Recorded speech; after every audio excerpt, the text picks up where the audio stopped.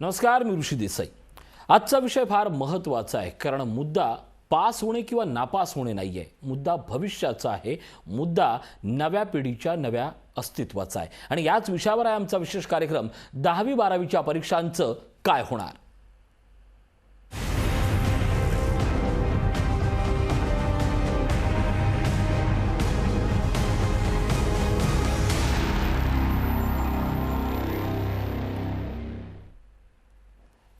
10वीच्या परीक्षा रद्द झाल्या आहेत, 12वीच्या परीक्षा होण्याची शक्यता आहे। असं सगळं सुरू असताना काही दिवसापूर्वीच पुन्हा एकदा 12वीच्या परीक्षा होऊ शकतात, तर 10वीच्या का नाही असा मुद्दा चर्चेत आला आणि यानंतर खूप साऱ्या घडामोडी घडत गेल्यात। अर्थात आज बोर्डाच्या परीक्षा संदर्भात संरक्षण मंत्री राजनाथ सिंग यांच्या अध्यक्षतेखाली देशातील शिक्षण मंत्र्यांची बैठक पार पडली। विद्यार्थ्यांचं हित लक्षात घेऊन परीक्षांबाबतचा निर्णय घेणार असल्याचं शिक्षण मंत्री वर्षा गायकवाड यांनी या बैठकीनंतर सांगितलं। मुख्यमंत्री उद्धव ठाकरेंची येत्या 2 दिवसात चर्चा होणार असून यावेळी परीक्षेच्या मुद्द्यावर सविस्तर विश्लेषण होईल अशी माहिती वर्षा गायकवाड यांनी दिली। महाराष्ट्राच्या 12वीच्या विद्यार्थ्यांची संख्या 14 लाख आहे, तर सीबीएसईच्या विद्यार्थ्यांची संख्या ही 25,000 आहे। त्यामुळे कोणतीही गोष्ट करताना सुरक्षित वातावरणात केली पाहिजे। 12वीची परीक्षा ही महिन्याभरानंतर राज्यभरातील परिस्थिती पाहून निर्णय घ्यावा अशी विनंती केल्याचं वर्षा गायकवाड यांनी म्हटलंय। या संदर्भामध्ये मंत्रिमंडळामध्ये आणि त्यांनी जे ऑप्शन दिले आहेत त्या संदर्भामध्ये मंत्रिमंडळामध्ये आम्ही येणाऱ्या काळामध्ये चर्चा करू। माझी माननीय मुख्यमंत्री महोदयांशी सुद्धा चर्चा झाली। आज त्यांची सकाळी टास्क फोर्सची जी आहे, तुम्हालाही माहिती आहे की तिसऱ्या लहर असल्या संदर्भामधली बैठक चालू होती। त्यांनी मला सांगितलं की आपण सोमवारी भेटू आणि या विषयावरती आपण चर्चा करू येणाऱ्या 12वी संदर्भामध्ये। आणि आम्ही हाच प्रयत्न करत आहोत की विद्यार्थ्यांचं हित आणि विद्यार्थ्यांचं आरोग्य याच्यामध्ये फिजिकल आणि त्यांचं मेंटल, तर आता आपल्यालाही सर्वांना माहिती की परीक्षा खूप वेळ चाललेला आहे, त्याच्यामुळे कुठे ना कुठे विद्यार्थ्यांमध्ये सुद्धा एक संभ्रमाचं आणि घबराटीचं वातावरण आहे। आणि म्हणून विद्यार्थ्याचं हित बघून आणि त्याचं सुरक्षितता बघूनच या संदर्भामधले निर्णय घेतले गेले पाहिजेत। याच विषयावर आपण चर्चा करणार आहोत। आपल्यासोबत प्रीती राऊत शिक्षण तज्ज्ञ आहेत। राऊत मॅडम, स्वागत आपलं लोकशाही न्यूजमध्ये। सगळ्यात महत्त्वाचा प्रश्न आहे, आज गोंधळ निर्माण झालाय। खरं तर सरकारने एकदा निर्णय घेतल्यानंतर त्यावर फिरवण्याची गरज आहे की नाही यापेक्षाही जास्त कोर्टानं पुन्हा एकदा ठणकावल्यानंतर या सगळ्याची चर्चा झाली। सरकार कोरोना हा यावर्षी फेब्रुवारीमध्ये आलेला आजार नव्हता किंवा साथ नव्हते, तर तो मागच्या वर्षी होता आणि साधारण अंदाजानुसार 2021 असेल किंवा अगदी 22च्या काही काळापर्यंत या सगळ्याचा प्रभाव राहणार आहे। तरी पण आज घडीला हा प्रश्न का निर्माण झालाय की 10वीच्या किंवा 12वीच्या परीक्षांचं काय होणार? तुमच्या मते नेमकं काय घडलंय?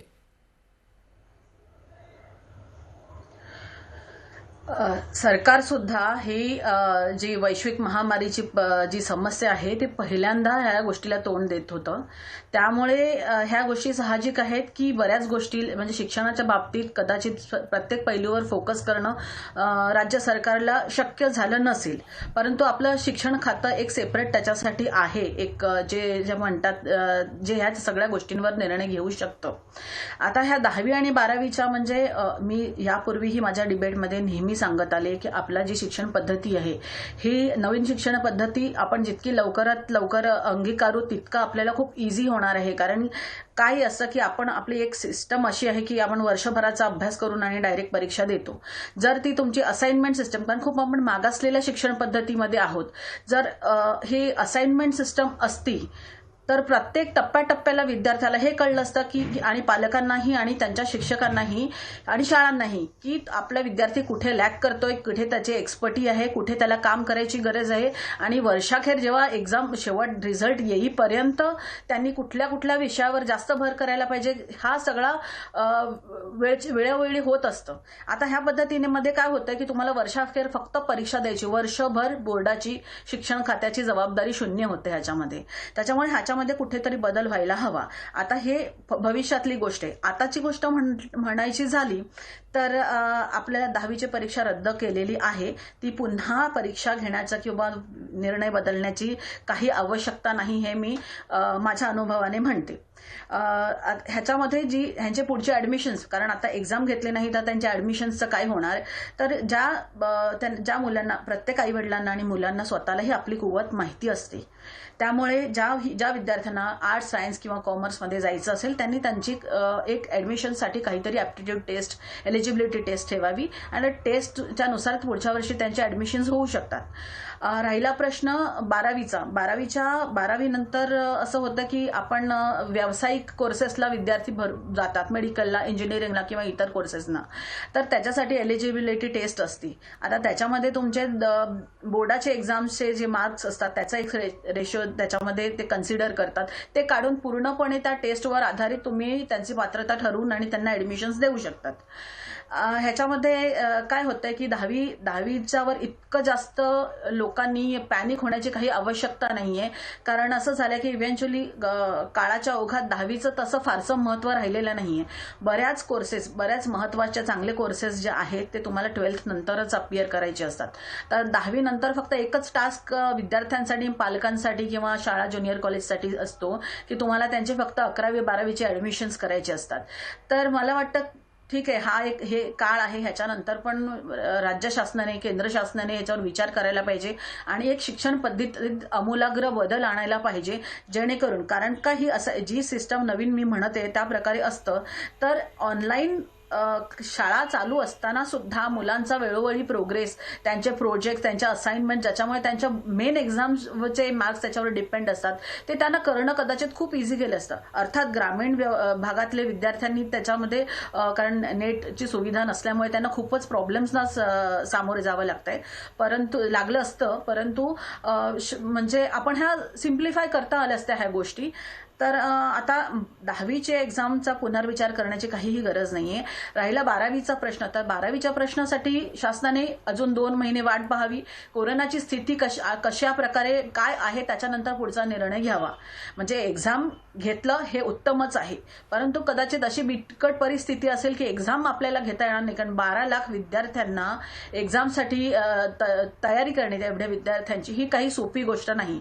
विद्यार्थ्यांना येता जाताना आणि शाळेपर्यंत, एक्झाम सेंटर्सपर्यंत जाताना जर संसर्ग झाला तर, एक्झाम सेंटरमध्ये त्यांना संसर्ग झाला तर, अशाच बऱ्याचशा गोष्टी आहेत.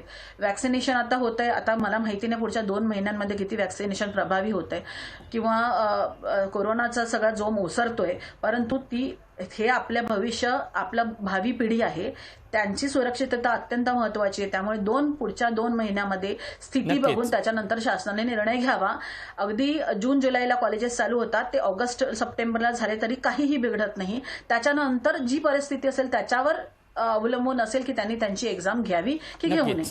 नक्कीच. आता थोडंसं या विषयाबाबत नेमकं काय झालंय आणि त्या प्रश्नांची जी तांत्रिक महत्वाची उत्तर आहेत ती महत्वाची आपण समजून घेऊया.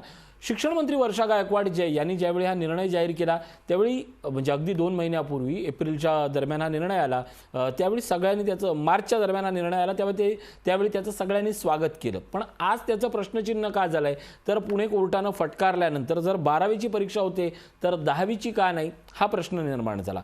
मुळात प्रश्न हा आहे की 10वीच्या मुलांना आयुष्यभर आता एक गिल्ट घेऊन जगावं लागणार आहे. मागच्या वेळेलाही तेच झालं की एक शेवटचा पेपर राहिला, कोरोनाची महामारी मान्य, पण ज्यावेळी या सगळ्या डिस्कशनमध्ये तुम्ही एक जो सुरुवातीला शब्द वापरला की शिक्षण विभाग हा एक स्वतंत्र विभाग आहे, जसा महाराष्ट्राचा आरोग्य विभाग आहे, जसा बांधकाम विभाग आहे, फार कमी क्षेत्रासाठी स्वतंत्र विभाग असतात, त्यातला एक शिक्षण विभाग आहे. शिक्षण विभागाकडे एवढे तज्ज्ञ नाही की बाबा याच्यातनं काहीतरी मार्ग निघू शकला असता. परीक्षाच न घेणे हा एकमेव मार्ग, आणि सगळ्यात महत्त्वाचं, जर तो निर्णय झाला असेल तर पुन्हा आता चर्चा का होऊ शकते या मुद्द्यावर?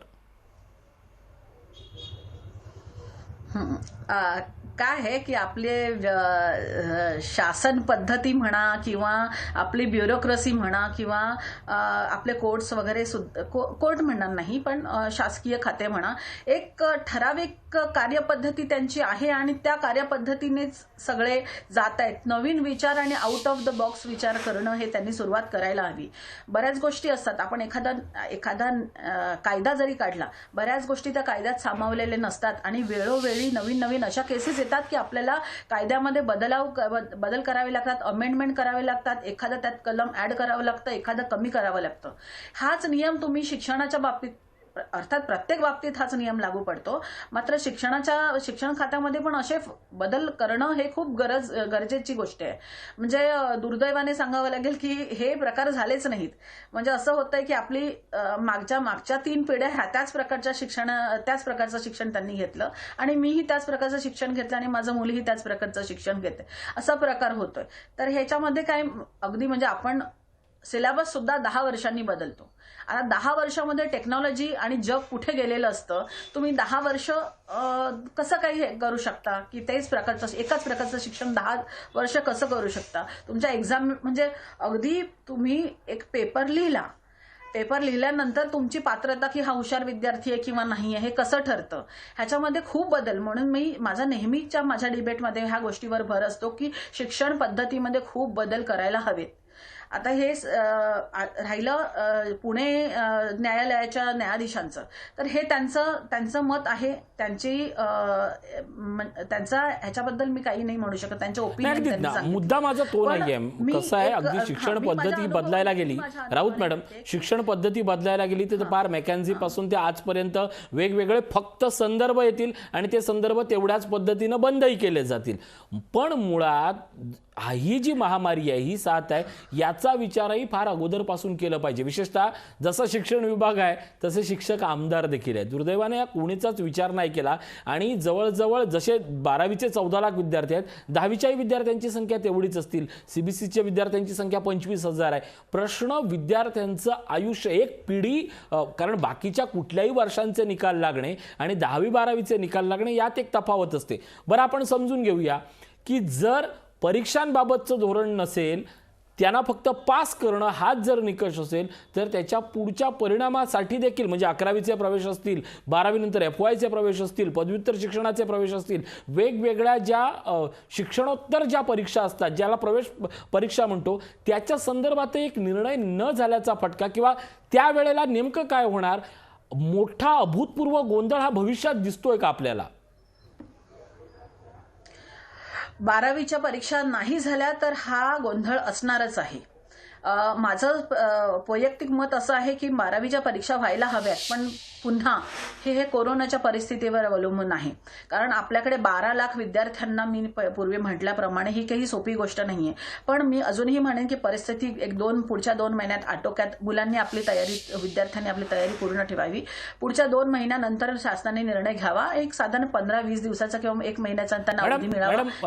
मी फक्त 1 मिनिटासाठी थांबवतो. मला फक्त अगदी हाच मुद्दा पुढे नेताना कारण काय आहे की जर परीक्षा व्हावी, वेगवेगळ्या राज्यात जर निवडणुका टप्प्याटप्प्यात होतात, भले एका शहराचा आपण विचार करूया, एका शहरात समजा 800 मुलं असतील, 700 मुलं असतील, सगळ्यांना एकदम न बसवता जर वेगवेगळ्या पद्धतीने त्यांचं वर्गीकरण झालं असतं, ठीक आहे, मोठी प्रक्रिया झाली असती, पण किंवा आता होऊ शकते, पण टप्प्याटप्प्यात परीक्षा हा पर्याय आपल्याला अयोग्य वाटतोय? परीक्षाच जर घ्यायची असेल तर ते पर्याय काय असतील? निश्चितच हो, तुम्ही जिल्हा वाईज घेऊ शकता. प्रत्येक जिल्ह्याचा, जितके जिल्हे आहेत त्या जिल्ह्या वाईज घेऊ शकता की हा 4 जिल्ह्यात आता होणार, पुढच्या 4 जिल्ह्यात नंतर होणार, अशा प्रकारे तुम्ही करू शकता. कारण परंतु 12वीच्या परीक्षा होणे हे आवश्यक आहे. पण कारण काय आहे की जर 12वीच्या परीक्षा नाही झाल्या आणि कोविड प्रमोटेड तो विद्यार्थी असला, पुढे दुसऱ्या विद्यार्थ्यांना कम्पीट करताना त्याला हे आयुष्यभर, जोपर्यंत त्याची एज्युकेशन सिस्टम किंवा त्याचं शिक्षण चालू असणार, तोपर्यंत त्यांना खूप फेस करावं लागणार आहेत ह्या पद्धती, हे प्रॉब्लेम्स. कारण जर तुम्ही ग्रॅज्युएशनला गेलात तर ठीक आहे, तिथपर्यंत ठीक आहे, पण तुम्ही मेडिकलला जाणार आहात, इंजिनिअरिंगला जाणार आहात. कधी कधी कसं असतं, बरेच विद्यार्थी 12वी झाल्यानंतर 2 वर्षाने, 1 वर्षाने, 2 वर्षाने, 3 वर्षाने सुद्धा मेडिकलला ट्राय करतात. मग आता हे जे आपले ह्यांच्याकडे मार्क्सच नसणार आहेत आणि बाकीच्या विद्यार्थी ज्यांनी भरपूर मार्क्स काढले ते अपियर करत असणार आहेत, तर बोर्डासाठी किंवा हे जे परीक्षा कंडक्ट करणारे अथॉरिटीज आहेत त्यांच्यासाठी पण हे चॅलेंज असणार आहे. हे चॅलेंज फक्त त्यांना नाहीये. आणि एक गोष्ट अशी असते, म्हणजे ही खूप क्षुल्लक गोष्ट आपल्यासाठी असते, परंतु विद्यार्थ्यांच्या सायकोलॉजीसाठी एक महत्वाची गोष्ट म्हणजे ह्या विद्यार्थ्यांना ट्रोल केलं जातं त्यांच्या ह्याच्यामध्ये. म्हणजे आता मी प्रमोट होऊन आली असेल आणि बाकीचे विद्यार्थी खूप पर्सेंटेज घेऊन आले असल्यानंतर ते मुलांना, ह्या अशा विद्यार्थ्यांना ट्रोल करू शकतात आणि मुलं आत्महत्या देखील करतात. तर अशा प्रकारचे काहीही प्रॉब्लेम येऊ शकतात. म्हणून मी म्हणेन की ह्या परीक्षा ज्या आहेत त्या 12वीची परीक्षा व्हायला हवी. पण मी हे निश्चितच म्हणेन की 10वीच्या परीक्षेवर पुनर्विचार करण्याची गरज नाही, कारण असे कोणतेही प्रोफेशनल कोर्सेस फारसे 10वीच्या परीक्षेवर अवलंबून नाही आहेत. त्यामुळे हे 12वीचे महत्वाचे आणि 12वीच्या परीक्षांच्या बाबत सरकारनं आता ठाम मत ठेवलं पाहिजे आणि जे मत आहे ते ठाम असलं पाहिजे आणि ते ठाम आहे हे अगोदर स्वतःला सांगून मग पालकांना आणि मग या सगळ्या यंत्रणेला सांगण्याचं हीच आता सरकारकडनं अपेक्षा आहे. आपण बोलतोय याच विषयावर 10वी-12वीच्या परीक्षांचं काय होणार. एक छोटासा ब्रेक घेतो आणि ब्रेक नंतर एका वेगळ्या विषयावर बोलणार आहोत. पाहत राहा लोकशाही न्यूज. 10वीच्या आणि 12वीच्या परीक्षांचं नेमकं काय होणार. तूर्त तरी 10वीची परीक्षा होत नाहीये पण चर्चा सुरू असल्याचं समजतंय. त्यामुळे प्रश्न तो अधोरेखित होतोय. तर 12वीच्या परीक्षांचं काय होणार, त्याची तारीख काय असणार, या सगळ्याबद्दल बोलतोय. प्रीती राऊत आपल्यासोबत आहेत. राऊत मॅडम, आता जो महत्त्वाचा प्रश्न आहे, सरकारचं अगदी सुरुवातीपासून शिक्षण मंत्र्यांनी वारंवार फक्त बैठका घेतल्या आहेत पण कुठलंही ठाम आणि ठोस धोरण आहे ते समोर येत नाही. हे वास्तव आणि ते मान्य करायला पाहिजे. या सगळ्या परिस्थितीत 2 दिवसानंतर म्हणजे मुळात मुख्यमंत्र्यांशी बोलण्याच्या अगोदर सरकारचा आता कुठला कृती आराखडा आहे का, शिक्षण विभागाचा, इथपासून साधे साधे प्रश्न निर्माण होत आहेत. परीक्षा जर झाल्या तर तुमच्या म्हणण्याप्रमाणे त्या परीक्षांचा पॅटर्न, आदर्श पॅटर्न हा कशा पद्धतीनं असला पाहिजे, हा माझा पहिला प्रश्न आहे. जसं तुम्ही मगाशी एक उल्लेख केलेला की तुम्ही टप्प्याटप्प्याने एक्झाम घेतला तर तुमचं काय म्हणणं आहे. तर ते निश्चितच स्वागतार्ह आहे असं जर असा निर्णय झाला टप्प्याटप्प्याने. कारण बऱ्याच गोष्टी म्हणजे मुंबईसारख्या शहरामध्ये जिथे इतकी मोठी लोकसंख्या आहे आणि इतके सारे विद्यार्थी आहे, फक्त एका शहरासाठी सुद्धा टप्प्याटप्प्याने एक्झाम घेतली काही हरकत नाही. तुम्ही 4 प्रकारचे, 6 प्रकारचे, 10 प्रकारचे क्वेश्चन सेट तयार करू शकता आणि विद्यार्थ्यांना टप्प्याटप्प्याने तशा प्रकारे एक्झाम द्यायला लावू शकता. काही प्रॉब्लेम नाही आहे त्याच्यामध्ये. तर दुसरी गोष्ट म्हणजे जरी समजा कोरोना खूप जास्त आटोक्यात नाही आला, शहरी भागामध्ये हल्ली गावागावांमध्ये सुद्धा तुमच्या ज्या शाळा आहेत किंवा कॉलेजेस आहेत, म्हणजे जनरली असं असतं की तुमची शाळा आणि तुमचं एक्झाम सेंटर वेगळं असतं. एकदमच एक्झाम न होण्यापेक्षा त्यांना त्यांच्या रेस्पेक्टिव्ह शाळेमध्ये किंवा कॉलेजेसमध्ये जर एक्झाम झाली तर तेही खूप सोयीचं असू शकतं. कारण का ते त्यांना नवीन ठिकाण शोधायला जाणं किंवा आता पब्लिक ट्रान्सपोर्ट नाही आहे, बऱ्याच ठिकाणी ई पास वगैरे लागतो. तर ह्या ठीक आहे, तुमचा समजा हे आहे प्रवेश आयडी कार्ड असतं, त्याच्या बेसिसवर तुम्हाला परमिशन मिळेलही, पण ती हेक्टिक प्रक्रिया होते. त्यामुळे त्या विद्यार्थ्यांना त्यांच्या रिस्पेक्टिव्ह शाळांमधून, कॉलेजेसमधून एक्झाम देऊ दिली तर ते खूप इझी होईल. परीक्षेसाठी त्यांना दुसरीकडे जायची गरज पडणार नाही. आता दुसरी गोष्ट म्हणजे ऑनलाईन ओपन बुक एक्झाम अशा प्रकारचे एक्झाम सुद्धा आहेत. परंतु आपल्याकडे तशा प्रकारची जी सपोर्ट सिस्टम, जी टेक्नॉलॉजी किंवा काही आहे कदाचित शिक्षण खात्याकडे असेल असं मला वाटत नाही. आणि असले तरी पण त्या प्रकारचे एक्सपर्ट्सही आपल्याकडे अवेलेबल असतील असंही वाटत नाही. आणि जरी असतील तरी तितका वेळही आपल्याकडे नाही आहे. कारण का पण अशा प्रकारची एक्झाम पद्धती पण खूप छान आहे. मला वाटतं भविष्यात अशा प्रकारे येईल. आता हा जसा पहिला प्रश्न आहे ना, आणि त्याच्यातला आता दुसरा प्रश्न की जर समजा अगदी लोकहितकारी निर्णय, समाज उपयोगी निर्णय असं काहीतरी गोंडस नाव घेऊन जर दुसरा निर्णय झाला आणि 12वीच्या परीक्षा जर झाल्याच नाही तर मग काय. कारण सरकारी निर्णयाला आपण चॅलेंज देऊ शकत नाही. तर मग या सगळ्या शिक्षण यंत्रणेपुढे नेमकं काय आव्हान उभं राहणार आहे आणि त्याचवेळी विद्यार्थ्यांना कशा पद्धतीनं आपण नियंत्रणात आणलं पाहिजे, त्याचा जो एक्झिट प्लॅन आहे, त्याचा जो आपत्कालीन आराखडा आहे तो सरकारनं कुठल्या पद्धतीनं तयार करायला हवा. अगदी पूर्वपरीक्षा असेल किंवा त्यांच्या भविष्याबद्दलची योजना असेल. 12वीच्या परीक्षा तर व्हायलाच हव्यात हे ठाम मत. परंतु कोणत्याही कारणामुळे त्या परीक्षा झाल्या नाहीत तर त्याच्यानंतरचे पुढचे प्रश्न म्हणजे तुम्ही बीएससीला किंवा बीएला किंवा बीकॉमला ऍडमिशन देतायत ते अगदी सोपा भाग आहे. परंतु ज्या कोर्सेसना, ज्या प्रोफेशनल कोर्सेसना तुम्हाला 12वीचे मार्क्सच महत्वाचे असतात, म्हणजे तुमची एंट्रन्स एलिजिबिलिटी टेस्टचे अमुक % आणि तुमचे 12वीचे मार्क्सचे अमुक % असा रेशो देऊन तेव्हा तुम्हाला ऍडमिशन देता कोर्सेसना. ह्या पहिल्या वर्षी तुम्ही सरसकट सगळ्यांना ऍडमिशनसाठी एक नियम लागू कराल, पण जे विद्यार्थी एक आर्थिक प्रॉब्लेम्समुळे किंवा त्यांचं राहण्याचं ठिकाण अगदी ग्रामीण भाग असेल, ते तिकडे जाऊ न शकल्यामुळे असे अनेक कारणं असतात ज्याच्यामुळे विद्यार्थी एक गॅप घेऊन पुढचे कोर्सेस जॉईन करतात. किंवा कधी कधी एखादा विद्यार्थी मेडिकलला एक्झाम ऍडमिशन घेतोय, पण ऍडमिशन घेतल्यानंतर त्याला कळतं की नाही हे फील्ड आपल्यासाठी नाही, आपल्याला इंजिनिअरिंग योग्य आहे किंवा इतर काही योग्य आहे. तो विद्यार्थी जेव्हा पुन्हा दुसऱ्या कुठल्या तरी प्रोफेशनल चांगल्या कोर्सला ऍडमिशन घ्यायला जाणार, ह्या वर्षानंतर येणाऱ्या शैक्षणिक वर्षानंतरच्या वर्षांमध्ये जेव्हा हे विद्यार्थी पहिल्यांदा एक्झाम ऍडमिशन घ्यायला जाणार, त्यावेळेस त्या विद्यार्थ्यांची पात्रता आणि त्या करंट विद्यार्थ्यांची तुलना सरकार कसं करणार? म्हणजे कदाचित असा नियम, जर एक्झाम नाही झाली तर थ्रू आउट हा असा नियम करावा लागणार आहे त्यांना, युनिव्हर्सिटीजना किंवा सरकारला, शिक्षण खात्याला, की पुढील 10 वर्ष ह्या वर्षाच्या विद्यार्थ्यांसाठी अशा प्रकारची ऍडमिशनसाठी नियम, म्हणजे नक्कीच अगदी आपण जो मुद्दा मांडतोय, सगळ्यात महत्वाचा मुद्दा की 10वीची परीक्षा जर रद्द झाली असेल तर त्या रद्द राहण्यावर आता सरकारनं ठाम राहावं, 12वीची परीक्षा घेण्यावर सरकारनं ठाम राहावं. आणि आता अगदी शेवटची 2-3 मिनिटं राहिली आहेत म्हणून तुम्हाला प्रश्न विचारतोय.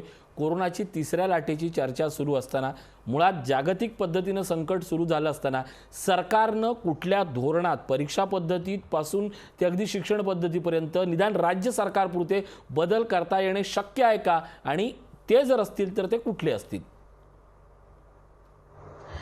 आता सगळ्यात पहिली गोष्ट जी ह्या तुमच्या प्रश्नांशी थोडंसं संबंधित नाहीये, सगळ्यात पहिली गोष्ट म्हणजे 10वीचं जर तुम्ही परीक्षा न घेण्याचा निर्णय घेतला त्याच्यावर त्यांनी ठाम व्हावं.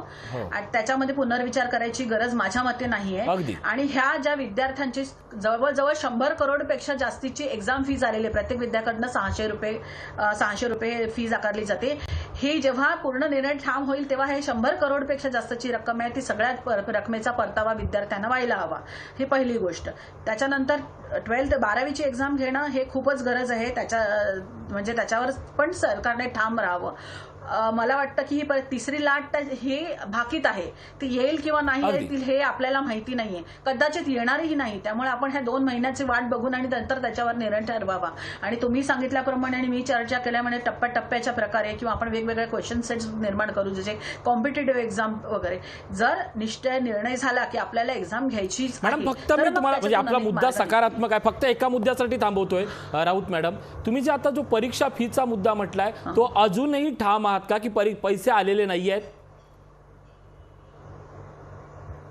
नाही, प्रत्येक विद्यार्थ्याकडून एक एक्झाम फीज म्हणून 600 रुपये घेतले आहेत.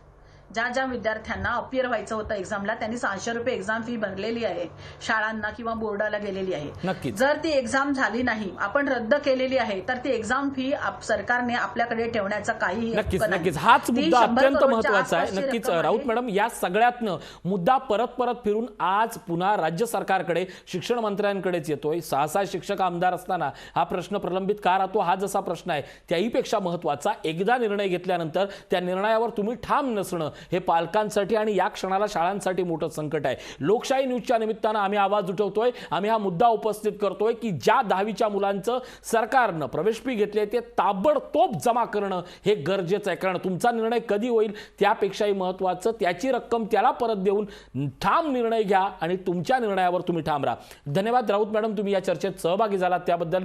याच विशेष कार्यक्रमावर आणि याच विशेष मुद्द्यावर होता आमचा हा कार्यक्रम, 10वी 12वीच्या परीक्षांचं काय होणार. आजच्या कार्यक्रमात इथं सांगतोय, पाहत राहा लोकशाही न्यूज.